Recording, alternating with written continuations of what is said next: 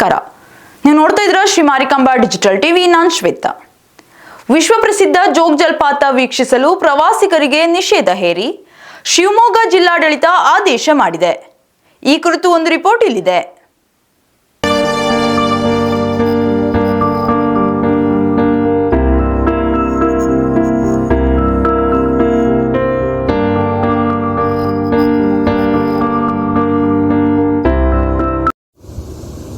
ವಿಶ್ವ ಪ್ರಸಿದ್ಧ ಜೋಗ ಜಲಪಾತಕ್ಕೆ ಪ್ರವಾಸಿಗರಿಗೆ ನಿಷೇಧ ಹೇರಿ ಶಿವಮೊಗ್ಗ ಜಿಲ್ಲಾಡಳಿತ ಆದೇಶ ಮಾಡಿದೆ. ಹೀಗಾಗಿ ನೀವೇನಾದ್ರೂ ಜೋಗ ಜಲಪಾತಕ್ಕೆ ಪ್ರವಾಸದ ಪ್ಲಾನ್ ಮಾಡಿದ್ರೆ ಅದನ್ನ ಕ್ಯಾನ್ಸಲ್ ಮಾಡಿ. ಸದ್ಯ ಜೋಗ ಜಲಪಾತ ವೀಕ್ಷಣೆಗೆ ನಿಮಗೆ ಅವಕಾಶ ಸಿಗೋದಿಲ್ಲ. ಅರೆ, ಇದೇನು ವಿಶ್ವ ಪ್ರಸಿದ್ಧ ಜೋಗ ಜಲಪಾತಕ್ಕೆ ಹೀಗೆ ದಿಢೀರಂತ ನಿರ್ಬಂಧ ಯಾಕೆ ಅಂತ ನೀವು ಕೇಳಬಹುದು. ಹೌದು, ಶಿವಮೊಗ್ಗ ಜಿಲ್ಲೆಯ ಸಾಗರ ತಾಲೂಕಿನಲ್ಲಿ ಬರುವ ವಿಶ್ವ ಪ್ರಸಿದ್ಧ ಜೋಗ ಜಲಪಾತದ ಸ್ಥಳದಲ್ಲಿ ಮುಖ್ಯ ದ್ವಾರ ಕಾಮಗಾರಿ ಹಾಗೂ ಪ್ರವಾಸಿಗರಿಗೆ ಮೂಲಭೂತ ಸೌಕರ್ಯಗಳ ಅಭಿವೃದ್ಧಿ ಕಾಮಗಾರಿ ನಡೆಯುತ್ತಿದೆ. ಹೀಗಾಗಿ ಈ ಕಾಮಗಾರಿ ಶೀಘ್ರ ಮುಗಿಸಬೇಕಿದ್ದ ಕಾರಣ ಶಿವಮೊಗ್ಗ ಜಿಲ್ಲಾಡಳಿತ ನಿರ್ಬಂಧ ಹೇರಿದೆ.